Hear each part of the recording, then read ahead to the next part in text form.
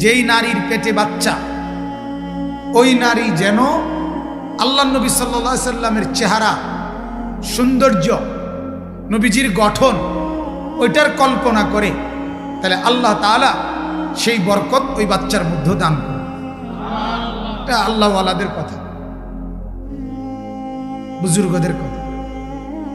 এজন্য আজকে একটি বাচ্চা সন্তান তার মায়ের পেট থেকেই ইসলাম দিক নির্দেশনা দিছে কি করবেন, জন্মের সময় কি করবেন, 7 দিনের দিন কি করবেন, 2 বছরে যখন কথা বলবে তখন কি বলাইবেন,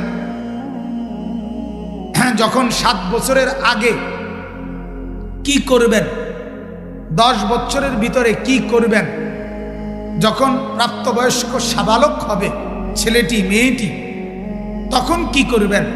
ইসলাম এটা পাই পাই করে আল্লাহর কোরআন এবং রাসূলের সুন্নাত বলে দিছে, কিন্তু গাফেল মা বাপ এটা জানেই না। জানে জন্ম নিছে, কয়দিন দুধ খাবে, এরপরের কয়দিন ভাত বন, তরি তরকারি, ফাঙ্গাস, তেলাপিয়া, ফুলকপি, ফাতাকপি, দুন্দুল, করলা, আলু ভর্তা, ডাল, খালাস, এগুলো খাবে আর বড় হয়ে যাবে। আর কি কেন, আর জিম্মাদারি কি?